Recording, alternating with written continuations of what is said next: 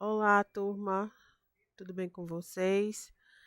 Vamos iniciar mais uma disciplina juntos, é, a disciplina de clínica médica aplicada à enfermagem, e hoje é a nossa primeira aula.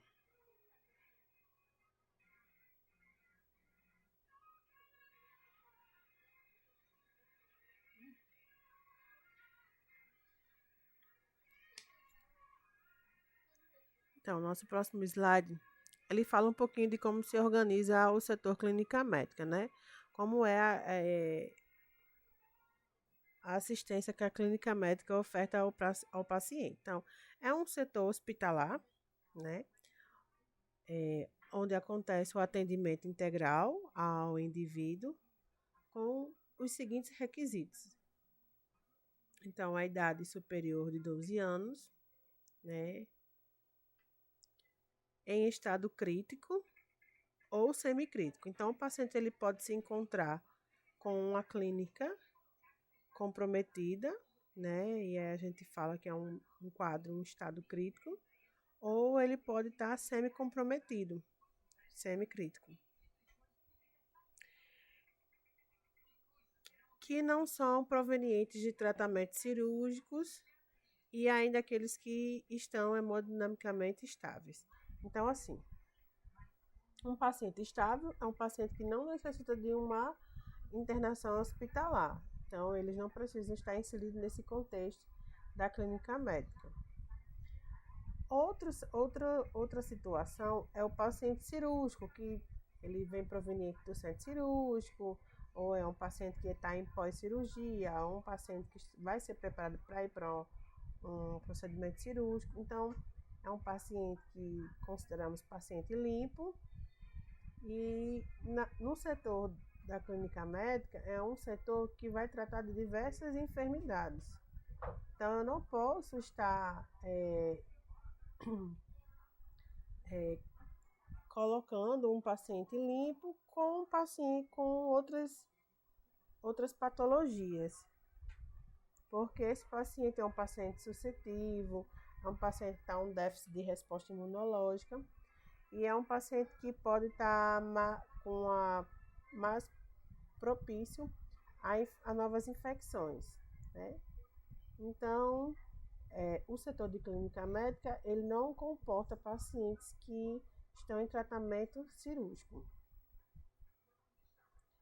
Neste setor, é prestada uma assistência integral de enfermagem aos pacientes de média complexidade, né? Então, assim, a enfermagem ela tem um papel fundamental, porque toda a rotina ela é determinada e é aplicada em cima da função da enfermagem, né? Então, toda a assistência voltada para o paciente dentro do setor da clínica médica, 90% é prestada pelo corpo de enfermagem, tá? Então, isso dá um resultado de como é importante a nossa função dentro de um setor hospitalar, como somos indispensáveis. E eu citei que aqueles pacientes que estão estáveis clinicamente, hemodinamicamente, eles também não se encontram nesse quadro de estar internados no ambiente de clínica médica. Por quê? Porque eu preciso, o mais rápido possível, o mais eficiente possível, tratar e reabilitar esse paciente. E para que se ele tenha alta e volte para o seu seio familiar.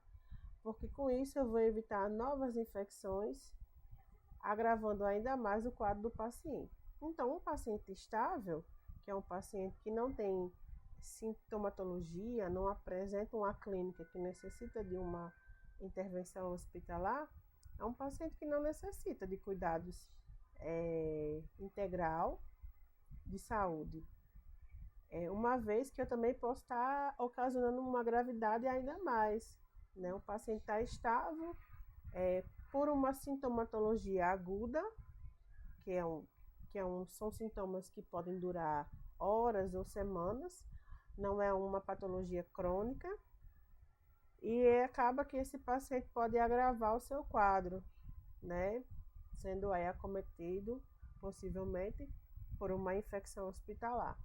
Então, por isso que pacientes hemodinamicamente e clinicamente estáveis, eles não existe necessidade de estar inseridos no setor hospitalar, na clínica médica, tá bom?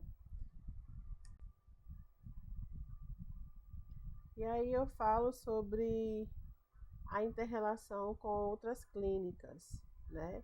Dentro do setor clínica médica. Então, sim, por ser um setor que vai tratar de uma ou mais ou diversas doenças, ele vai ser um setor de ligação, um setor de elo. Então, ele vai ser um setor centralizado que vai ter uma ligação com vários outros setores dentro do âmbito hospitalar. Então, a clínica médica ela tem uma ligação com a unidade de terapia intensiva, a UTI, porque tanto ela pode receber uma alta de um paciente da UTI, como ela pode também encaminhar um paciente para a UTI. Então, existe uma ligação direta entre esses dois setores. Assim como a gente pode também estar recebendo no setor da clínica médica um paciente que é um paciente dialítico, ou seja, um paciente que faz hemodiálise, ou possa ser que o nosso paciente que esteja internado lá realize hemodiálise e a gente precisa estar nessa comunicação para estar agendando a hemodiálise do paciente. Ou por um agravamento do seu quadro, ele necessita a realizar a hemodiálise. Então, é outro setor de ligação com o setor clínica médica. O banco de sangue, né? Também é um setor de ligação com a clínica médica.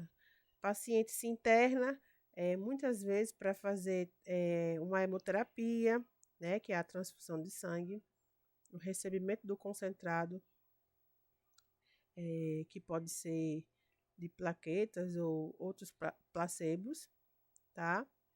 Então, assim, a clínica médica ela tem essa ligação, né? Ela recebe muitas vezes o sangue, ela condiciona dentro do seu frigobar, que fica dentro do setor, ou mediante o agravamento do paciente, uma necessidade clínica, uma necessidade hemodinâmica, é prescrito essa terapia, essa hemoterapia. Então, existe essa ligação também com o setor do banco de sangue, mediante a necessidade que o paciente apresenta. Outro setor que é ligado, né, interligado com o setor clínica médica é o pronto-socorro, né? Muitas vezes o paciente ele dá entrada no pronto-socorro com sintomatologias agudas, é diagnosticado uma patologia que tem uma tendência, uma probabilidade, um prodiagnóstico a cronificar, a se tornar uma doença crônica, se não tiver uma intervenção hospitalar, né? Então, aí é feita essa relação para que esse paciente que está no pronto-socorro, ele suba para o setor de clínica médica, se for um hospital de andares, né? De grande porte. E aí, para esse paciente se internar, porque a clínica médica, ela é aquela mãe, a mãe que recebe todos os tipos de doenças, pacientes com mais de uma doença, certo? Exceto o paciente cirúrgico. Numa necessidade em que em nenhum setor consiga acomodar esse paciente cirúrgico, é feito um isolamento de um leito, de uma enfermaria completa para se acomodar um paciente cirúrgico, para isolar ele de todas as formas das doenças oportunas, né? Entre outros setores, como hemodinâmica, se houver a necessidade, tá? E então esses são os setores de interligações com o setor clínica médica relacionado a outras clínicas. E o papel da enfermagem na clínica médica é um papel extremamente importante, é um papel crucial, né? Ele proporciona, o corpo de enfermagem, ele proporciona ao paciente um melhor estado de saúde físico né? Assim como também o mental, o psíquico do paciente e o emocional. Então, assim, hoje a gente entende que saúde não é somente a ausência de doença. Saúde é um estar, é um processo de estado, de estar bem fisicamente, emocionalmente, psicamente, culturalmente e socialmente. Então, eu vejo o indivíduo como toda a sua complexidade. Eu vejo o indivíduo como um todo, né? Então, esse também faz parte da função da enfermagem, proporcionar é, esse, esses sintomas, esses sinais de emoções no paciente, né? Que é o bem-estar físico. E o bem-estar físico, como é que a gente proporciona ao paciente? Quando a gente é, realiza nesse paciente técnicas corretas, técnicas com propriedade no conhecimento científico, quando a gente domina a assistência que vai ser prestada a esse paciente, tá? Quando a gente presta um atendimento ao paciente livre de danos, com segurança. Conservar o sentimento de bem-estar espiritual e social. Com o passar do tempo da internação, isso acaba prejudicando o emocional do paciente. O paciente começa a se sentir deprimido, depressivo, né? Com um sentimento de medo, com um sentimento de morte, né? Porque o âmbito hospitalar ele está muito ligado a essa fatalidade, né? Esse resultado fatal de gravidade e de mortalidade. Então, acaba que isso promove um desequilíbrio por completo no paciente.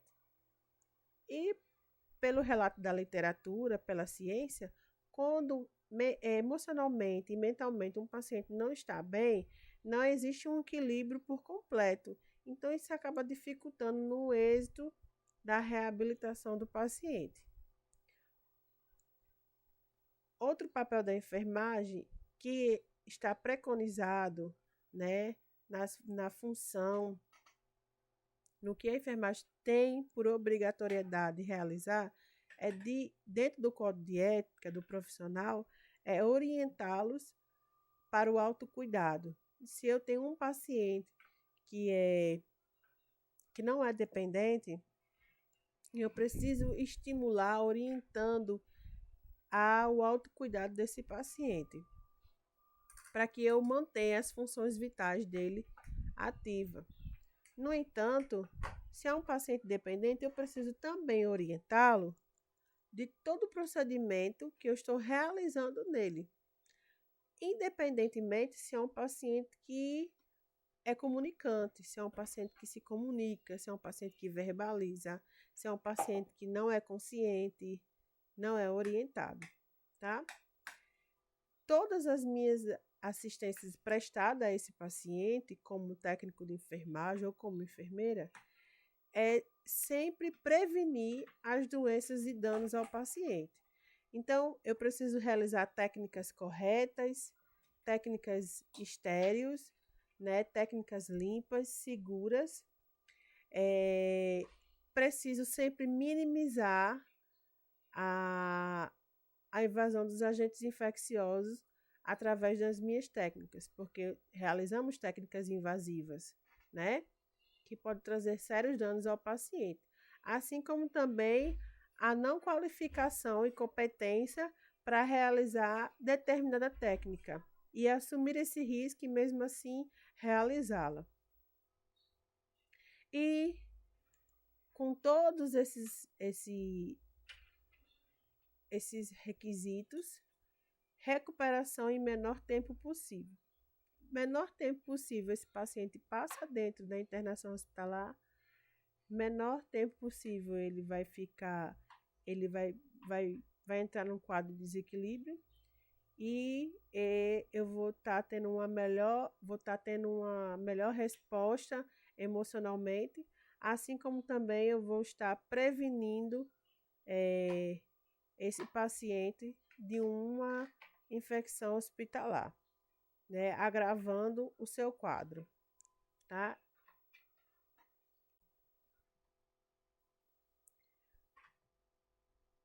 O que é a atenção de média complexidade, né? A atenção de média complexidade, elas são ações e serviços de saúde que visam atender aos principais problemas do paciente, né? Os seus agravos o agravos de saúde da população, realizando em ambiente tanto ambulatorial, hospitalar, né? E vão exigir a utilização de equipamentos e profissionais especializados e qualificados, né? Então, a atenção de média complexidade, ela trabalha na promoção em saúde, na prevenção de doenças e danos e agravos, né? No diagnóstico precoce, no melhor tratamento para o êxito da cura, na reabilitação desse paciente, né? E na manutenção da saúde, né? Na qualidade de vida, na educação de hábitos saudáveis. Então, a média complexidade, ela engloba todos esses fatores para, assim, eu manter um bem-estar físico e mental no paciente, manter também, assim, uma qualidade de vida, não só para o indivíduo, mas para toda uma sociedade que venha necessitar, né, de um atendimento, de uma assistência de enfermagem, uma assistência de saúde. E só para relembrar o conceito de autocuidado, né? O autocuidado é para melhorar a saúde, é preciso pensar sobre o seu estilo de vida atual, né? Os seus hábitos, eles são saudáveis, é uma reflexão do seu estilo de vida, né? E com essa reflexão, assumir um papel de hábitos saudáveis, né?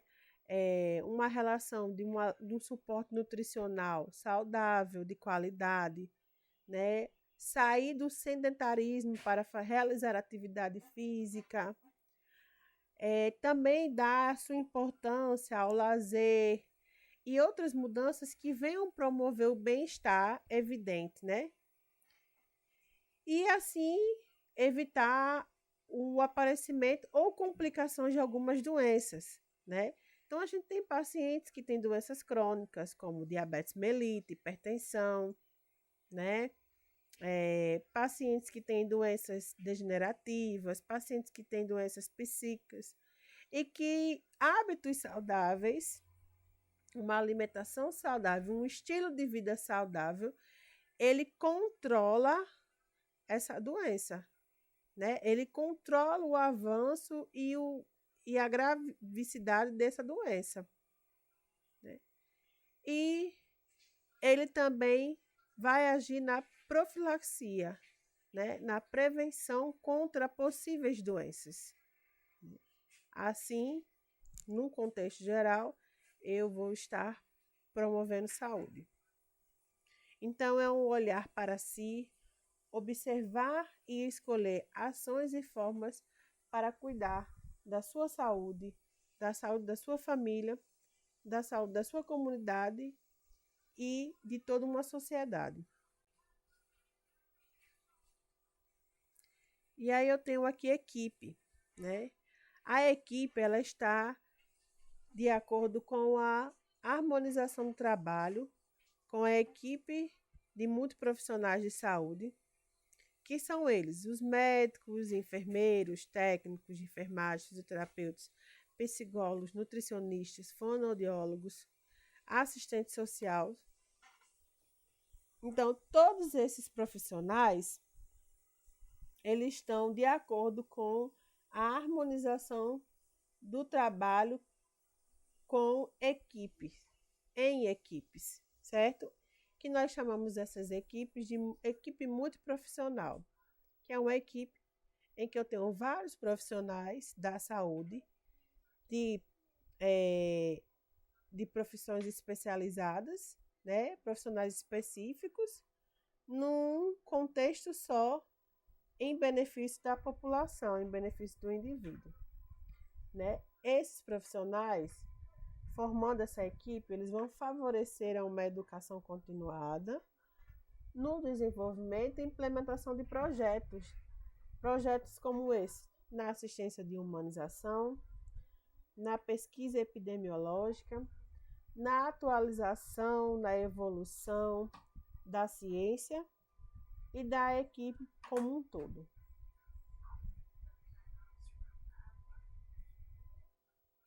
E os princípios básicos da assistência de enfermagem em afecções clínicas. A enfermagem vem trabalhando intensamente para alcançar o seu reconhecimento, assim como a ciência, enfatizando que o cuidado é a essência da sua prática, sendo uma ação central. Então, a gente entende que o cuidado prestado pela enfermagem é um cuidado de extrema importância. Então, é um profissional indispensável num ambiente de assistência à saúde, num ambiente hospitalar, num ambiente ambulatorial, numa clínica.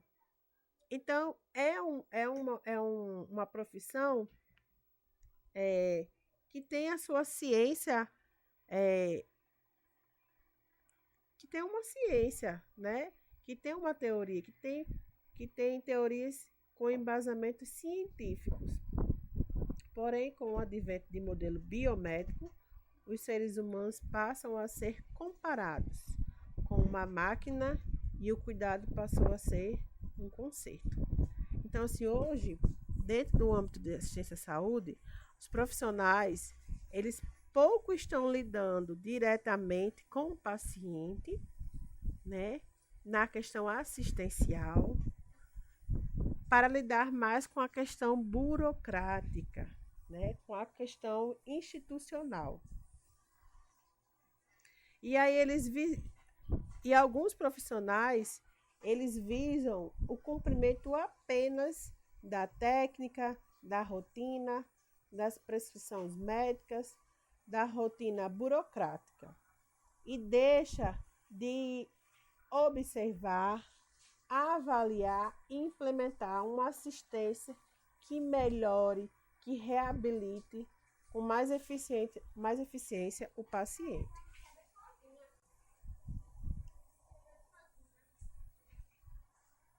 Contudo, a atribuição mais preciosa da enfermagem será sempre o cuidado, né?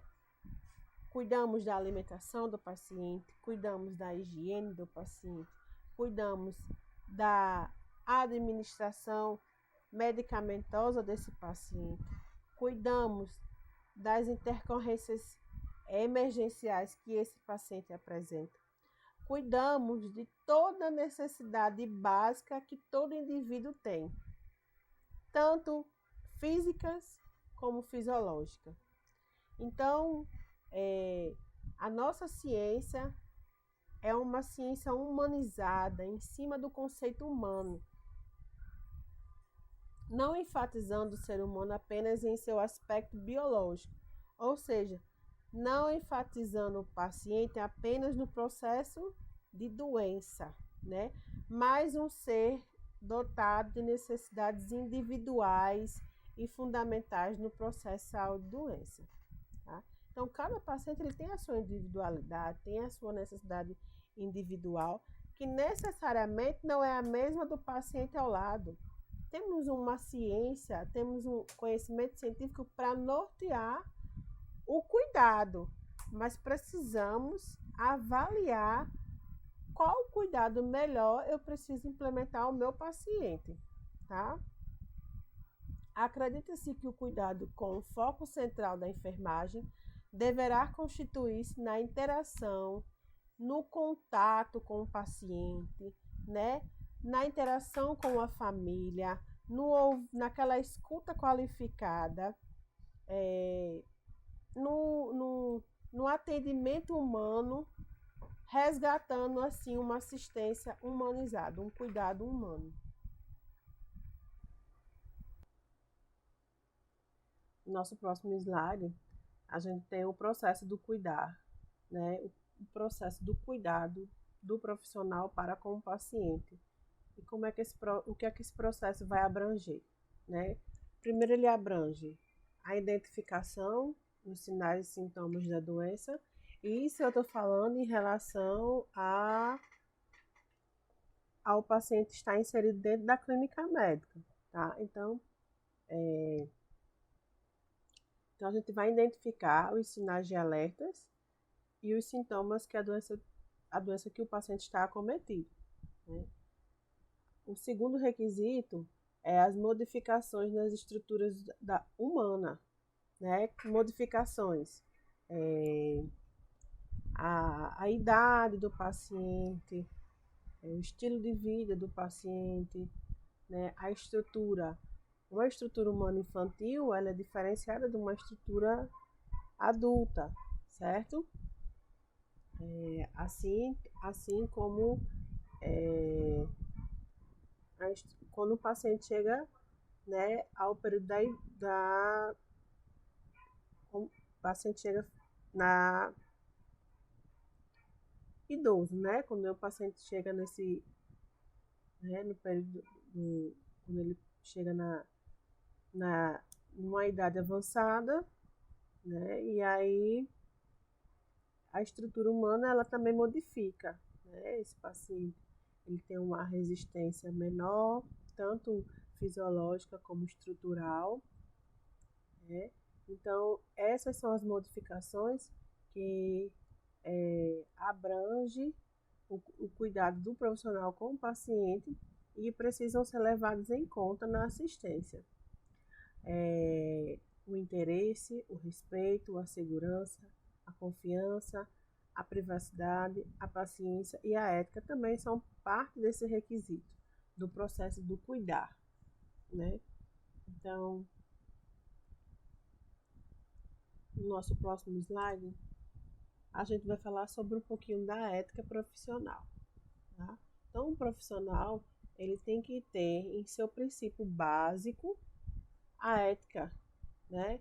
No cuidar, no proceder com as técnicas, no tratamento com a equipe, no tratamento com a família e principalmente no tratamento com o paciente. Entender que todos os benefícios, toda assistência de qualidade, ela tem que ser sempre voltada para o nosso paciente. Ele é a nossa ideia principal, né? O nosso interesse. Então, um conceito de ética é uma palavra de origem grega, ethos, que significa propriedade do caráter. Então, ser ético é agir dentro dos padrões convencionais, né? É proceder bem e não prejudicar o próximo, né? Então, ser ético é você cumprir com os valores estabelecidos pela sociedade a qual você vive, a qual você se encontra, tá? Então, os julgamentos feitos ao paciente que são fora da assistência, do cuidado, são julgamentos que não podem existir, né? São julgamentos que não procedem. Então, a ética, ela é um princípio de valores éticos, né? Que precisa estar sempre junto com toda a bagagem técnica e científica que esse profissional tem.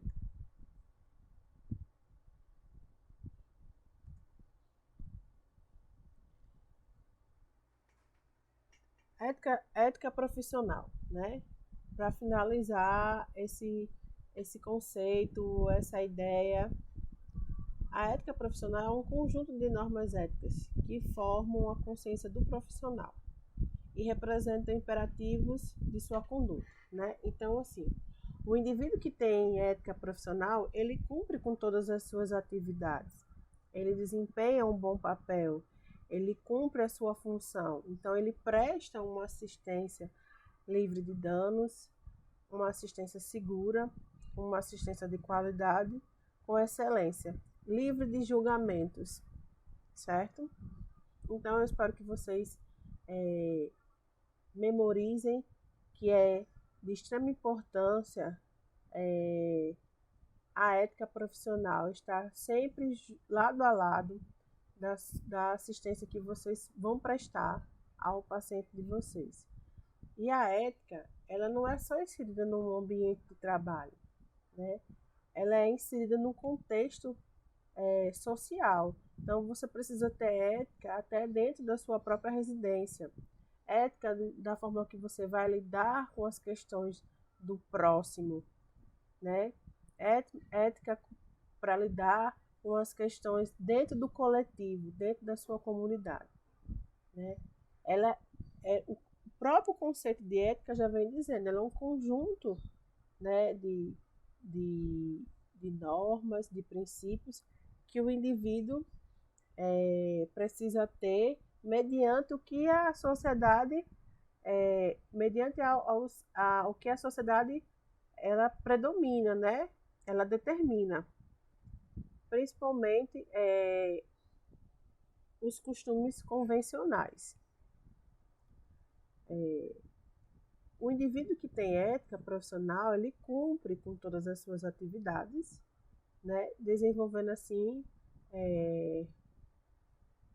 um bom trabalho para o paciente, para a sua equipe e para a comunidade.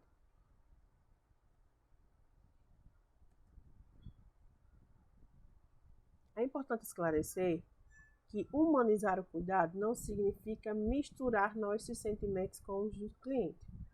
Então, ter uma assistência humanizada não significa você criar carinho, laços afetivos com o paciente, tratar o paciente com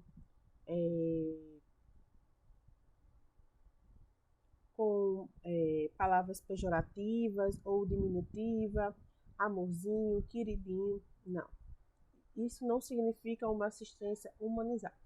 Isso significa uma falta de postura, inclusive, né? Devemos considerar o saber lidar com estes sentimentos de modo terapêutico. Menosprezá-los, sim, pode levá-los a uma prática reducionista, no qual só há lugar para uma dimensão tecnicista, né? Então, humanizar é você prestar uma assistência de saúde ao seu paciente, à comunidade, à sociedade de forma geral, humana, né? Como é que eu vou prestar uma assistência humana ao meu paciente? Entender o meu paciente como um todo, tratar ele como um indivíduo,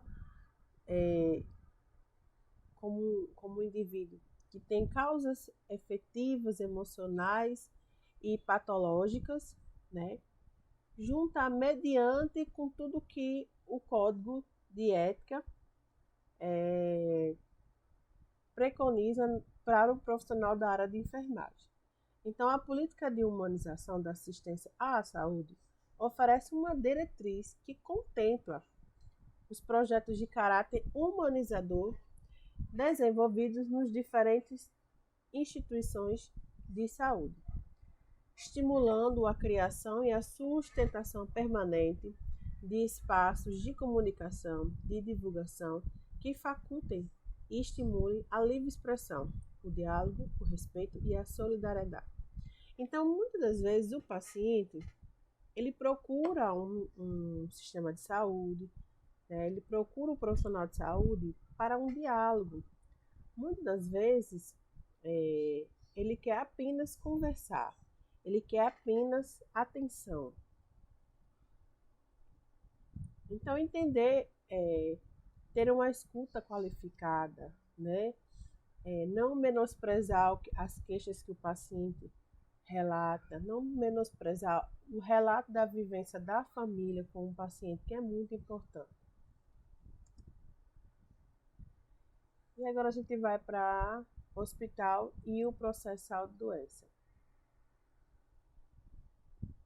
Então, assim, agora a gente vai falar do âmbito hospitalar, da estrutura, como é que o hospital se classifica, como é classificado o hospital, tá? Então, assim, falando em questão de organização, estrutura, funcionalidade de uma clínica médica, né? De uma unidade clínica médica em ambiente hospitalar.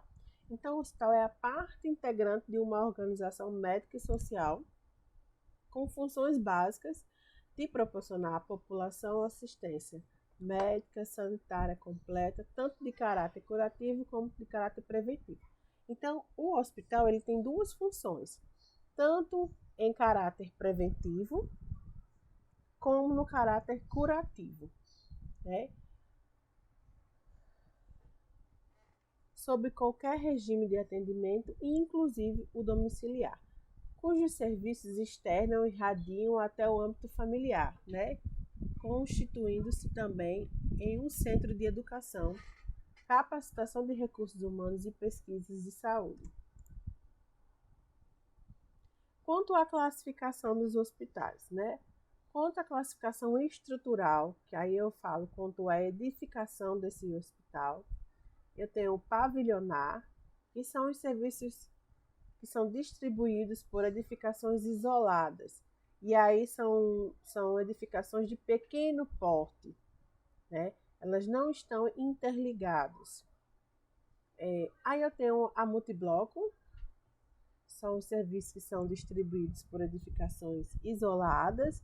E aí eu tenho uma estrutura de médio e grande porte, né? Que elas podem ser ou não podem ser interligadas. E o misto, que são blocos com pavilhões e anexos. Então, assim, a edificação pavilionar é o hospital cujos serviços se apresentam distribuídos por edificações isoladas de pequeno porte, que podem ou não estar interligados, tá? E a multibloco, cujos serviços se encontram distribuídos por edificações de médio e grande porte.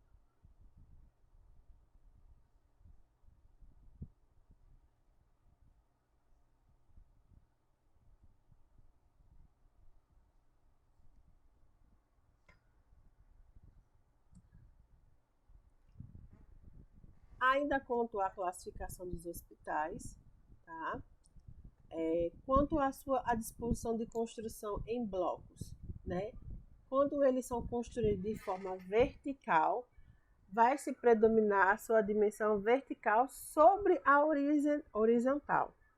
E quando ele é construído em blocos horizontal, aí predomina-se a dimensão horizontal sobre a vertical, né? Enquanto ao tamanho em relação ao número de leitos para ocupar essas edificações, quando a gente fala lá de pequeno porte, eu tenho entre de 25 e 49 leitos.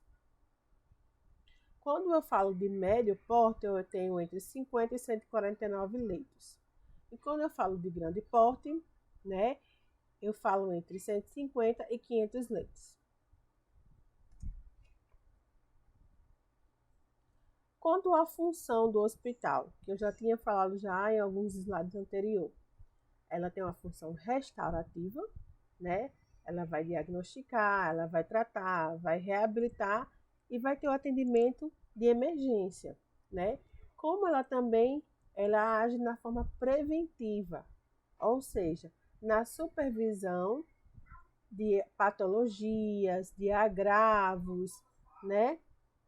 Tanto na questão de prevenção de validez física, como também na mental, vai lidar também com as questões de educação sanitária e as questões de saúde ocupacional. Então, dentro do âmbito hospitalar, a gente tem todo um serviço, né, que está sempre monitorizando, avaliando as questões de infecções hospitalar dentro do ambiente, né, a questão da educação ocupacional dos profissionais, né, a questão também sanitária, então sempre estimulando ações de profilaxias contra doenças e agravos.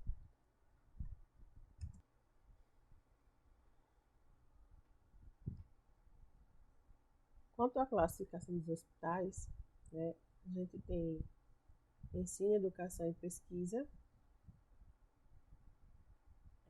Aí eu tenho uma comissão permanente de educação continuada, né, que ele vai estar no ensino prático das profissões da área da saúde. Então, essa comissão, ela está sempre ali, organizando a questão do controle, do conhecimento, das técnicas, dos procedimentos desenvolvidos no paciente, sempre atualizando seus profissionais, capacitando, qualificando eles, tá? Quanto à propriedade, manutenção e controle. Os hospitais, eles podem ser oficiais, né? Podem ser de uma esfera federal, de uma esfera estadual ou de uma esfera municipal. E a gente tem assim, quem é o hospital no Rio Grande do Norte que faz parte da esfera federal? A gente tem o Onofre Lopes, né? O ON, a maternidade Januário Seco, que ela é de uma esfera federal, que é administrada pela WebSec. Na esfera estadual, eu tenho o Valfredo Gugel, né? O Hospital Geral do Estado. E na esfera municipal, eu tenho o Hospital Municipal de Natal. Só para vocês entenderem. Existe também os não oficiais ou particulares, né? Então, os particulares são hospitais São Lucas, Coração, Rio Grande, Memorial, Promater. O filantrópico, a gente tem aqui em Natal o Varela Santiago, o Hospital Varela Santiago, Hospital Infantil Varela Santiago, certo?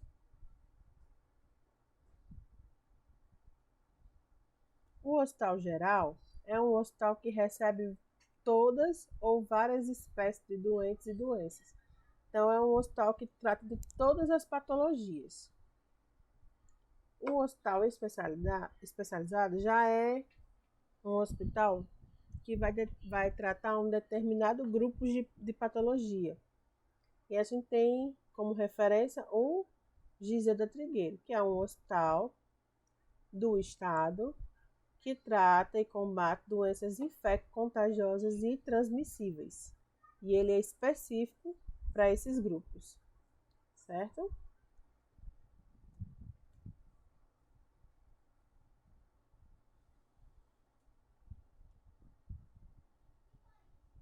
Quanto à classificação do corpo clínico, né? Eu posso ser fechado, esse corpo clínico pode ser fechado, e aí possui um corpo clínico efetivo que executa todo o serviço médico ou de especialidade dos doentes, contribuintes ou de caridade, e não se permitir um médico estranho exercer ali a sua profissão. Então, geralmente, a gente encontra esse corpo clínico fechado nas instituições privadas, certo?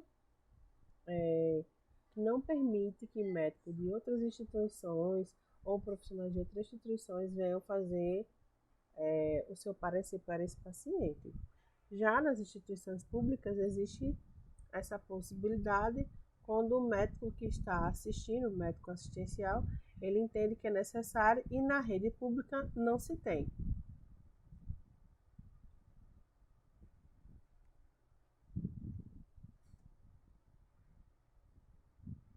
E aí a gente entrou agora no processo saúde-doença, né? Processo saúde-doença, vocês precisam entender o processo de saúde, que é um processo que não tem doença, é livre de doença, e o processo de doença do indivíduo. Então, a saúde deve ser entendida em sentido mais amplo, como componente da qualidade de vida. Saúde, estado completo de bem-estar físico, mental, e não simplesmente a ausência de doença ou enfermidade. É um direito fundamental e que a concepção do mais alto nível de saúde é a mais importante meta social mundial.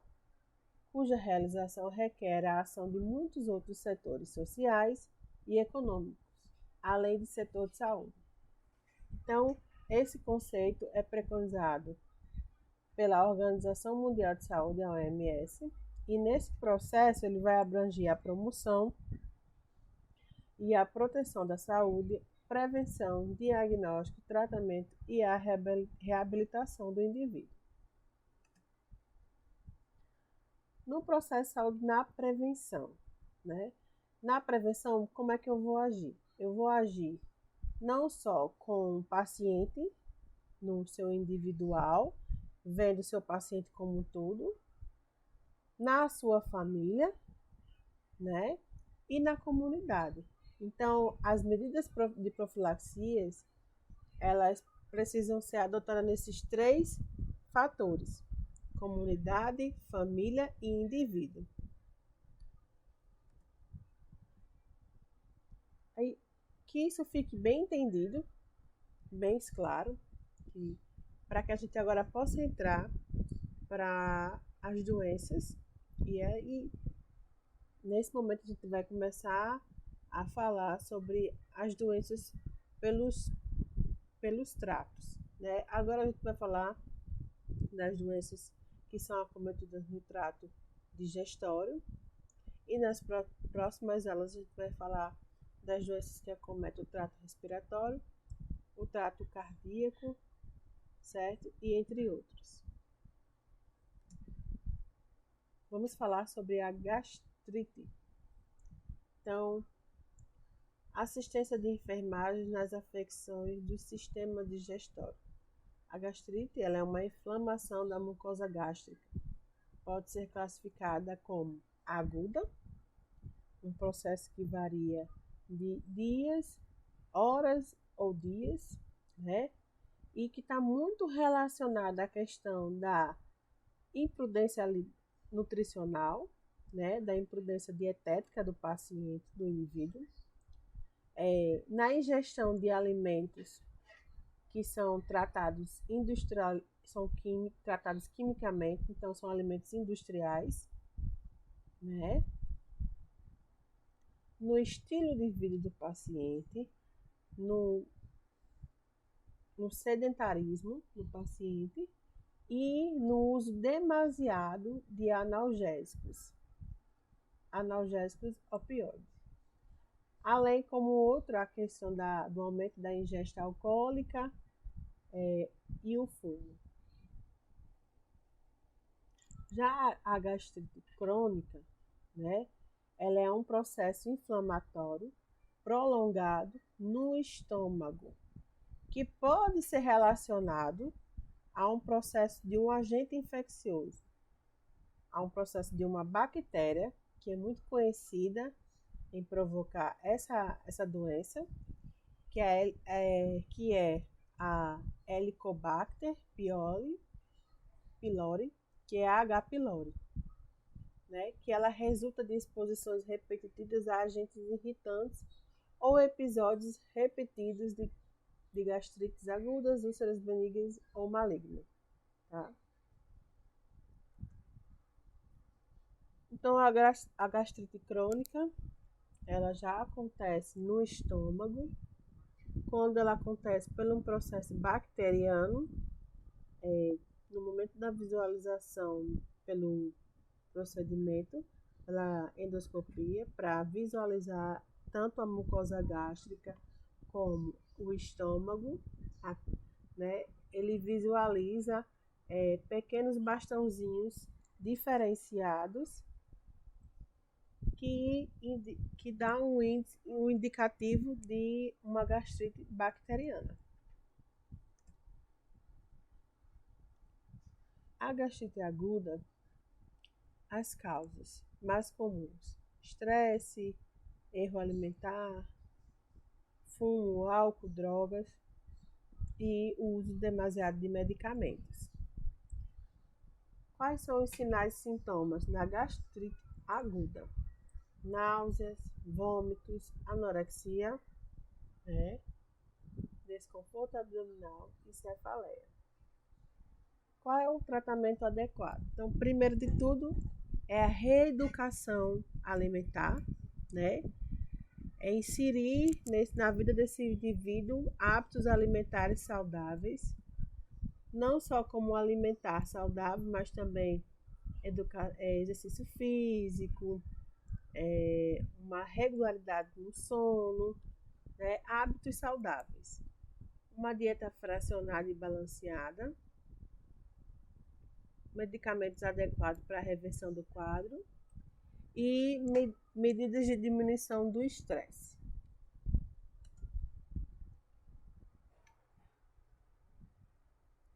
Na gastrite crônica, as causas é uma anemia crônica, úlceras, cirrose hepática e presença de micro-organismo da H. pylori. Sinais e sintomas: anorexia, pirose, náuseas e vômitos matinais. O tratamento: controle de acidez estomacal, né? E aí esse controle de acidez estomacal eu vou ter aonde? Tanto na questão da medicação, da terapia medicamentosa, como na terapia nutricional, no suporte nutricional. E a mudança para hábitos saudáveis, né? Diminuir o estresse, a tensão, sonos regulares, vai inserir exercícios físicos. Então, tudo isso faz parte do tratamento na gastrite crônica. E que vocês podem estar observando que tanto na aguda como na crônica, né, os fatores mais comuns para desencadear esse processo de patologia é os hábitos saudáveis, de toda forma. Porque quando eu falo hábitos saudáveis, eu quero englobar um suporte nutricional adequado, né? Atividade física, sono regular, o uso de forma indiscriminada de medicação, ok?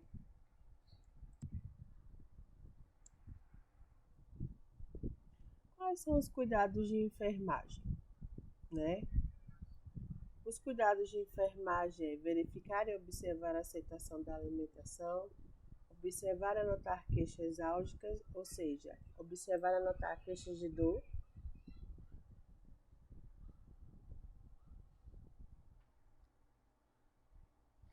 promover um ambiente calmo e repousante, né?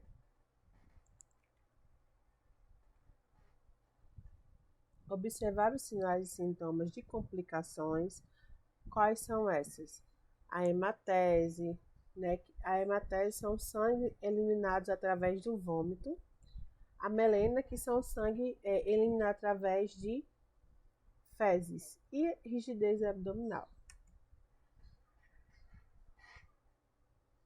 Agora vamos para outra doença. Vamos falar sobre as úlceras. As úlceras é um defeito escavado da mucosa gastrointestinal que se estende através da mucosa gastrointestinal para a mucosa do estômago, decorrente da ação de secreção ácido péptico. Dependendo da sua localização, pode ser chamada de úlceras gástricas ou úlceras duodenal e úlceras esofágicas. As causas, ela pode ser o desequilíbrio entre fatores protetores e defensores. 70% das úlceras gástricas estão associadas a um tipo de bactéria, principalmente a H. pylori. Nos casos restantes, há uma associação com o uso demasiado dos agentes, dos AINES, né? São os analgésicos com opioides. E aí, com isso, com o uso alterado, né?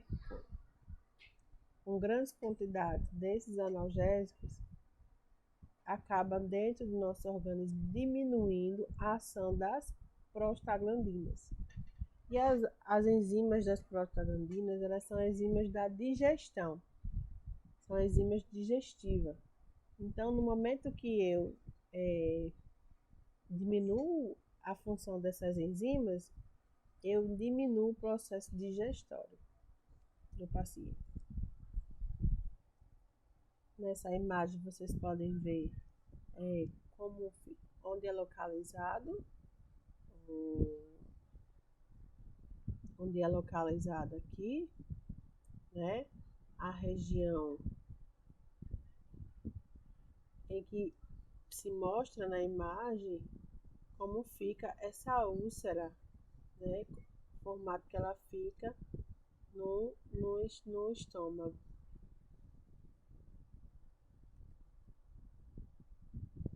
Ela pode se localizar na região esofágica, aqui, tá? Na região gástrica, no estômago, e aqui na região duodenal, no duodeno.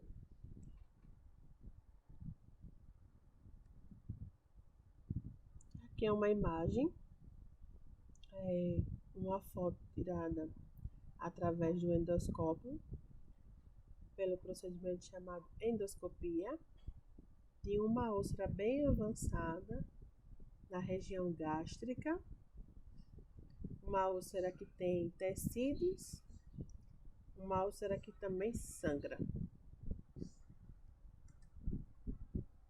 O tratamento são antiácidos para neutralizar o excesso de ácido existente no estômago. O uso de antibiótico, né, porque é um processo infeccioso, então para combater esse processo infeccioso é necessário usar antibiótico. E aí a mudança de estilo de vida, né, aderir a hábitos saudáveis, ou muitas das vezes a necessidade é muito maior e precisa-se de uma intervenção cirúrgica.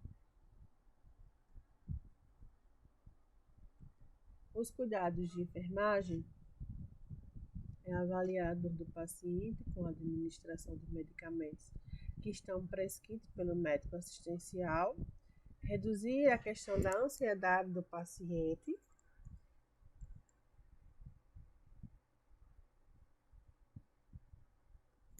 manter o estado nutricional, monitorar e tratar as complicações.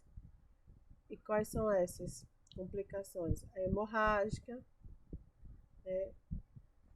E ensinar o autocuidado para o paciente.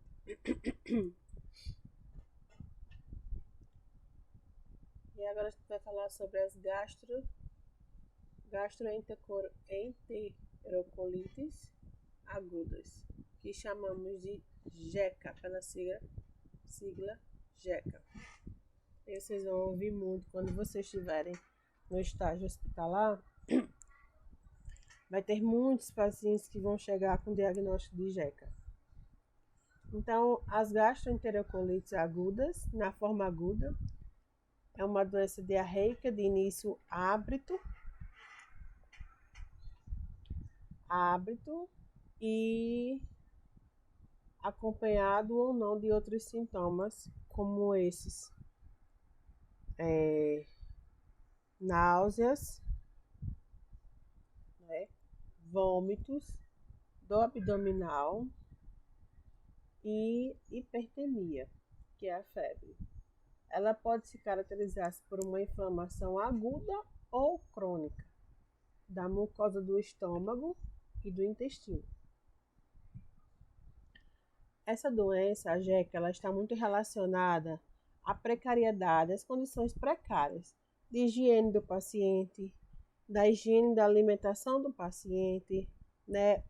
O local que esse paciente está inserido, se ele faz uso de uma água potável.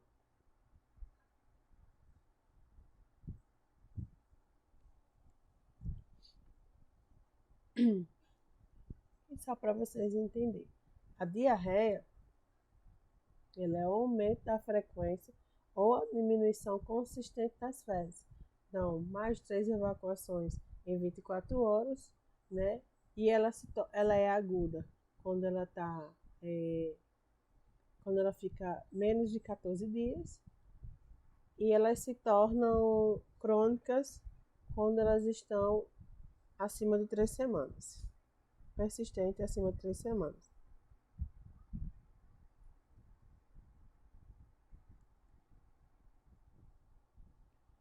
A disenteria é uma diarreia associada com dor, presença de muco ou leucócitos nas fezes. As causas é vírus seguido por bactéria que produzem toxinas como a E. coli, dentre outros. Então, voltando aqui para a jeca, quais são os sintomas? Dores abdominais, periumbilicais, tá? E evacuações aquosas, né? De pequenos volumes com presença de sangue e muco, associada à febre do abdominal e tenesmo. O tratamento da jeca é uma hidratação via oral, parenteral por via endovenosa, aí uma reeducação alimentar, uma terapia medicamentosa através de antibióticos, antidiarreicos, os inibidores de peritautismo, né? Não utilizar na presença de febre ou diarreias com sangue. Os cuidados de enfermagem é estimular a hidratação por via oral, administração parenteral, administrar medicamentos por via parenteral quando prescrito, né? Então, vocês vão administrar toda a terapia medicamentosa do paciente, mas mediante a prescrição médica. Uma higiene rigorosa após as eliminações intestinais, né? Porque no momento que ela está eliminando, ela está expelindo também os agentes infecciosos. Sempre manter um ambiente, a cama, que o paciente se encontra limpos. E tudo que vocês realizarem de procedimento no paciente precisa ser registrado, precisa ser anotado. Inclusive as intercorrências. Se o paciente está aceitando a medicação, a dieta, se esse paciente está aceitando tratamento, o repouso e manter isolamento integral caso seja necessário. E administrar medicações prescritas. E a gente vai agora para as hepatites, tá? Quanto às hepatites, nós classificamos na hepatite A, B, C, D, E e F, tá? E a gente vai falar um pouquinho de cada uma delas. As hepatites virais, né, são doenças causadas por diferentes vírus com distribuição global e com ação patogênica. Doença viral de forma sintomática ou assintomática. As formas crônicas das hepatites caracterizam um problema de saúde pública global.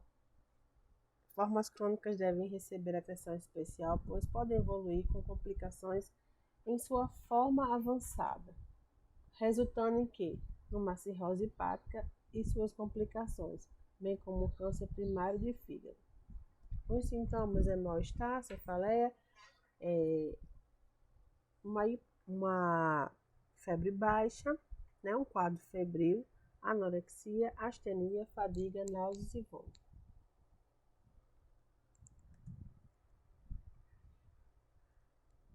Então, essa hepatite que eu acabei de relatar para vocês é a hepatite A.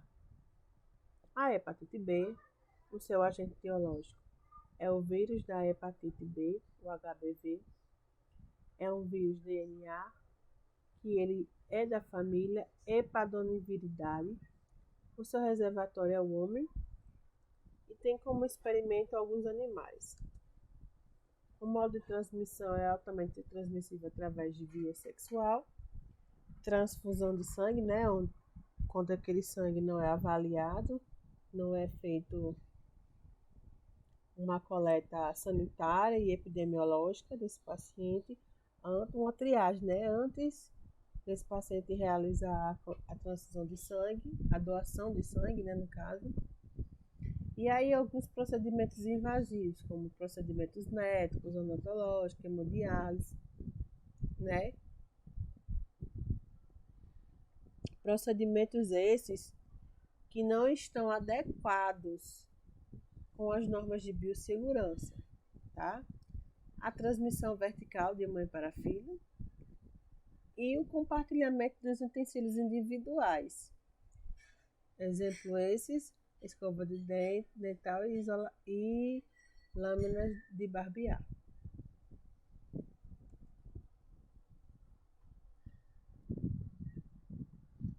O período de incubação da hepatite B é de 30 a 180 dias e o período de transmissibilidade 2 a 3 semanas antes dos primeiros sintomas. Mantém-se durante a evolução clínica da doença.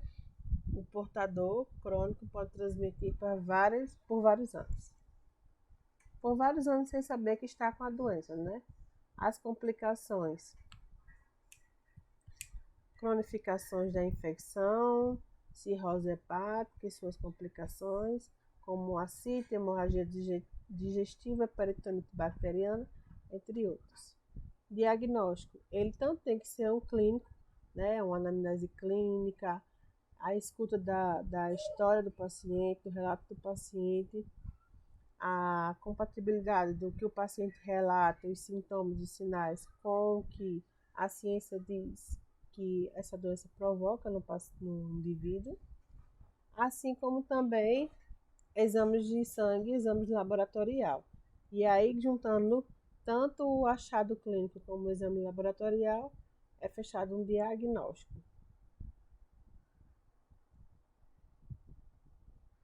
O tratamento, não existe tratamento específico para a forma aguda, né? Se necessário, apenas sintomático para náuseas, vômitos e pruridos.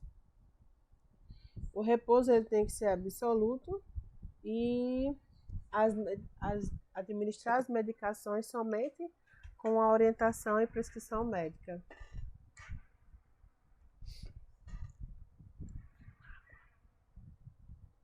Medidas de controle,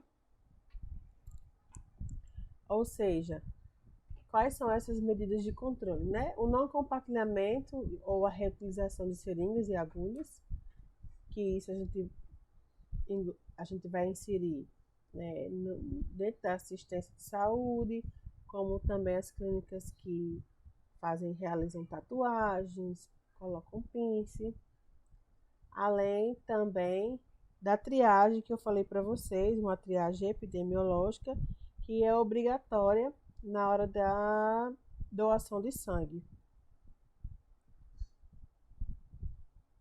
Então, gente, essas são as medidas adequadas para as medidas de controle contra essa doença, tá bom?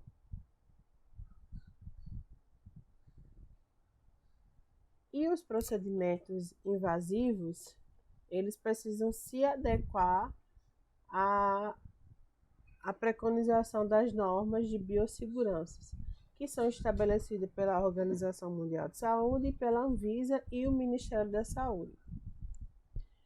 O profissional, assim como também o paciente, precisa estar com a vacina da hepatite B em dias, atualizado. Finalizando a hepatite B, agora a gente vai para a hepatite C. Seu agente etiológico é o HCV, né? É o vírus RNA da família do Flaviridae. O reservatório é homem e alguns experimentos com animais. O modo de transmissão, ele ocorre principalmente por via parenteral, ou seja, por via corrente sanguínea, por via sistêmica.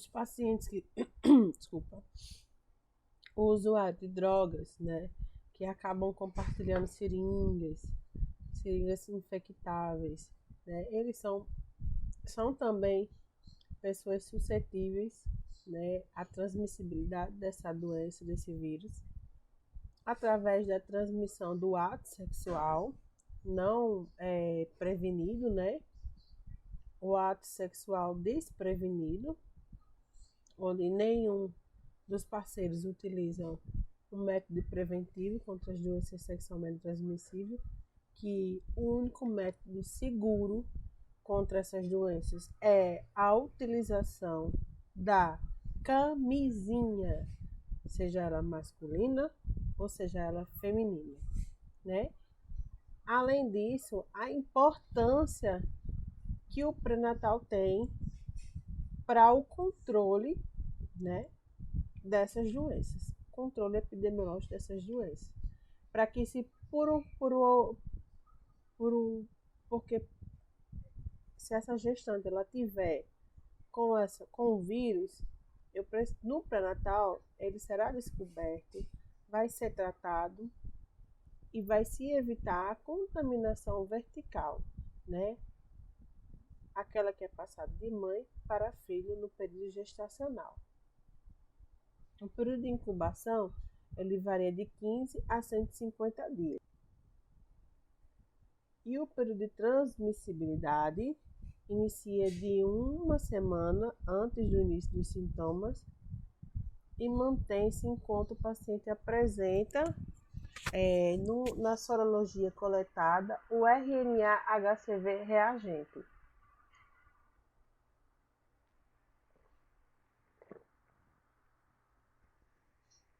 Então vamos dizer que é um paciente que está em tratamento, o médico solicitou novamente para repetir a sorologia e ele ainda continua apresentando um RNA-HCV reagente. Então, ele ainda é um paciente que está transmitindo essa doença. As complicações são a cronificação das infecções, né, elas deixarem de ser agudas para ser crônicas, entre patologias como a cirrose hepática e outras complicações como ascite, hemorragia digestiva, entre outros.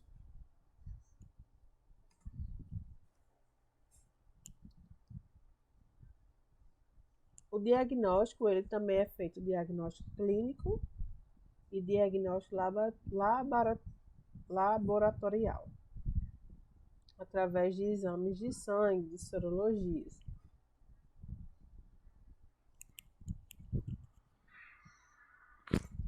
Na fase aguda, o tratamento, o uso de uma medicação chamada interferon convencional, uso de medicamentos de sintomas como náuseas, vômitos e pruridos, uma dieta extremamente rigorosa e vai se administrar medicamentos conforme as orientações e prescrição médica. Por quê? Porque no uso demasiado de medicações que não foram orientadas pelo médico, eu posso agravar ou danificar toda a função hepática do paciente. Tá? A hepatite D, agente etiológico, o vírus dele é o vírus D do HDV, é um vírus RNA, único representante da família Deltaviridae, é um vírus defectivo, incompleto, que não consegue por si só reproduzir seu próprio antígeno de superfície, o qual seria indispensável para exercer sua ação patogênica e se replicar nas células hepáticas, ou seja, necessita da presença de vírus da hepatite B. Né? O reservatório é o homem. O modo de transmissão, ele é bastante semelhante com o modo de transmissão da hepatite B, né? Através da, da via sexual, né? Através do ato sexual, através de soluções de continuidades, como pele e mucosa, da transfusão de sangue, as quais são essas transfusões de sangue que não são adequadas, né, aos processos de biossegurança, assim como também os procedimentos médicos, odontológicos e de enfermagem. Na transmissão vertical de mãe para filho,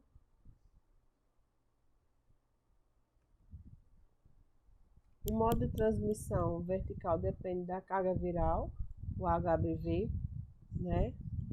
Outros líquidos orgânicos, semi-secreção vaginal, leite materno, podem conter o vírus e constituir-se de uma fonte de infecção. Então, para vocês verem que eu disse que é extremamente importante, né, a questão do pré-natal. Porque uma vez descoberta e diagnosticada essa doença, a gente vai controlar o desaparecimento dela, a cura dela ou não, para que no momento que a mãe precisar passar a amamentar, se ela ainda estiver positivando, tiver reagente para o vírus, para o HDV ou para o HBV, essa criança não vai ter amamentação materna, né? Ele não vai ser amamentado pela sua mãe, para que evite a contaminação, né? O período de incubação é de 30 a 180 dias. E o período de transmissibilidade é uma semana antes do início dos sintomas da infecção. As complicações, elas podem ocorrer numa evolução de cronicidade, né, de infecções de até 70%, o agravamento das manifestações clínicas do quadro bioquímico e histológico, se é acompanhada de infecção pelo HBV, somente na superinfecção ocorre uma evolução maior, em maior velocidade para a cirrose hepática. Os diagnósticos eles têm que ser de forma laboratorial e diagnóstico clínico.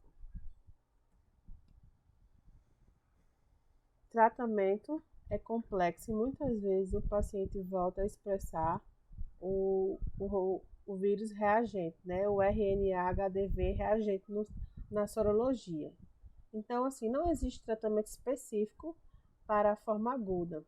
Se necessário, apenas sintomático para náuseas, para algumas sintomatologias, como náuseas, vômito, prurido. E aí a gente tem que realizar uma dieta branda, rica em carboidrato. A única restrição está relacionada à ingestão de álcool, como citado anteriormente. E os medicamentos, eles devem ser administrados sob recomendação médica para que não agrave o dano hepático. A hepatite E, o seu agente etiológico é o vírus da hepatite E, o HEV. É também um vírus RNA da família Caulicivariidae. O reservatório é o homem. E existem alguns relatos e experimentos de animais também ser o reservatório dessa doença, desse vírus. O modo de transmissão é feito através fecal, oral, né? Principalmente pela água e alimentos contaminados. Então, assim, aquela família, né, que tem condições precárias, que não tem saneamento básico, né, que não tem uma água potável, que não tem condições boas de manter uma higiene, são um grupo mais mais suscetível, né, a ser cometido por esse vírus. Assim também é transmitido por via vertical, né? Ou seja, de mãe para filho. No compartilhamento de seringas, de pérfuro cortantes contaminado com essa doença também pode estar havendo a contaminação. O período de incubação é de 2 a 9 semanas, a média de 6 semanas. O período de transmissibilidade, ele ocorre numa segunda semana do início dos sintomas. Antes do início dos sintomas, desculpa. As complicações não relatam de evolução para cronicidade ou viremia persistente. Em gestante, a hepatite é mais grave, podendo apresentar formas fulminantes. Então, assim, suas complicações, né, a gente não tem relatos até hoje na literatura de uma cronificação da infecção ou de uma viremia, né? Ou seja, de casos fatais. Porém, quando é acometido uma gestante, aí sim a viremia pode ser alterada e aumentada, né? Porque na gestante pode chegar uma taxa em formas fulminantes, aumentando as taxas de mortalidade. Ou, dependendo de quantas semanas, ou no semestre, no trimestre que ela tiver, no semestre que essa gestante tiver de gestação, pode levar ao aborto.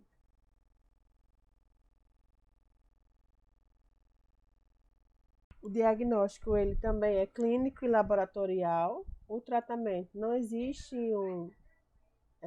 um tratamento específico para formas agudas, necessário apenas sintomáticos, né? Como norma geral, recomenda-se o repouso relativo até praticamente a normalização das anti-aminotransferase. E aí uma reeducação na alimentação, uma dieta pobre em gordura e rica em carboidratos, né? O repouso é absoluto. No diagnóstico, voltando só para o diagnóstico, que eu disse que era clínico laboratorial, e também em aspectos clínicos e na identificação do agente etiológico, né? Que se faz a necessidade de solicitar exames de sorologia. A hepatite E, né? Agora, os casos suspeitos da hepatite E confirmados e os surtos devem ser notificados e investigados, visando a adoção das medidas de controle pertinentes. Casos isolados não são de notificação compulsória para o nível nacional, devendo-se, entretanto, seguir as orientações dos estados e municípios. Tá? Então, é só uma questão de notificação.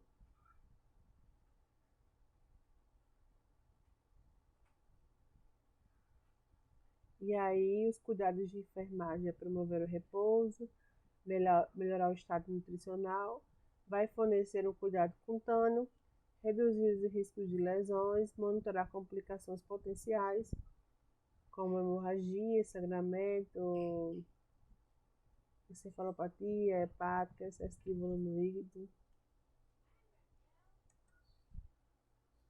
Então, finalizamos as doenças, né? Finalizamos aqui a primeira aula. Finalizamos a primeira aula de clínica médica aplicado à enfermagem. Então, nessa aula, podemos aprender a questão da assistência humanizada, da ética, a ética no profissional, na ética na assistência, né? Entender ainda mais o processo de saúde e doença, para que agora eu possa entender como acontece, como ocorre as patologias, e para cada patologia tem uma assistência de enfermagem a ser prestada, ok? Entender como funciona o setor clínica médica, né? é, entender a questão da estrutura hospitalar e suas edificações, assim como a sua função. Então, eu espero que tenha sido uma aula bastante proveitosa para todos vocês, pois o conhecimento ele nunca é demais. E até a nossa próxima aula. Fiquem todos com Deus.